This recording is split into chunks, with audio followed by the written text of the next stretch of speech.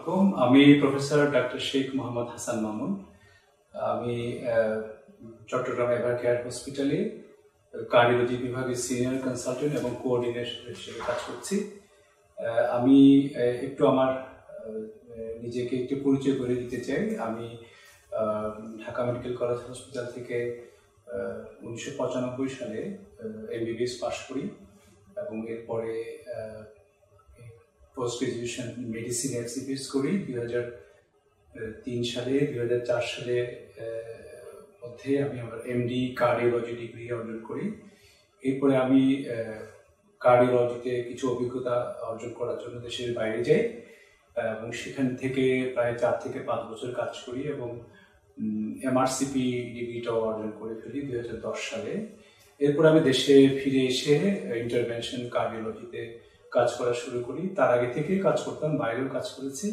এখন দেশে এসে বিভিন্ন হসপিটালে আমি ইন্টারভেনশন কার্ডিওলজিতে প্রচুর কাজ করার আমার সুযোগ হয়েছে এই অঞ্চলে। এবং গত কয়েক মাস আগে আমি এভারকেয়ার হসপিটাল হওয়াতে এদের যে পরিবেশ এবং ফ্যাসিলিটিসগুলোর কথা ভেবে আমি মনে করেছি যে আমি এখানে কাজ করলে আমার নিজেকে আমি আরো বেশি প্রকাশ করতে পারবো, আরো বেশি করে রোগীদের সেবা দিতে পারবো, আরো একটু উন্নত পর্যায়ে সেবা দিতে পারবো। আমি প্রায় 17-18 বছর ধরে ইন্টারভেনশন কার্ডিওলজিতে কাজ করেছি এবং ইন্টারভেনশন কার্ডিওলজির মোটামুটি যে বিভিন্ন ক্ষেত্রগুলো আছে, যেমন এনজিওগ্রাম, এনজিওপ্লাস্টি, হার্ট অ্যাটাকের রোগীদের এনজিওপ্লাস্টি করা, পেসমেকার লাগানো, এইসব কাজগুলো আমি করে থাকি।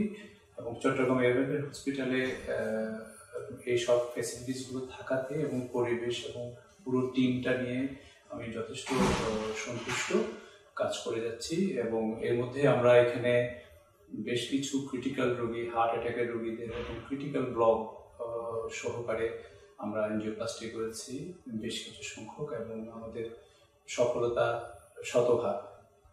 এবং সাথে আমরা পেসমেকার এবং অন্যান্য যে উন্নত ডিভাইস টেকনিক্সগুলো আছে সেগুলো নিয়ে আমরা কাজ করে যাচ্ছি। ধন্যবাদ।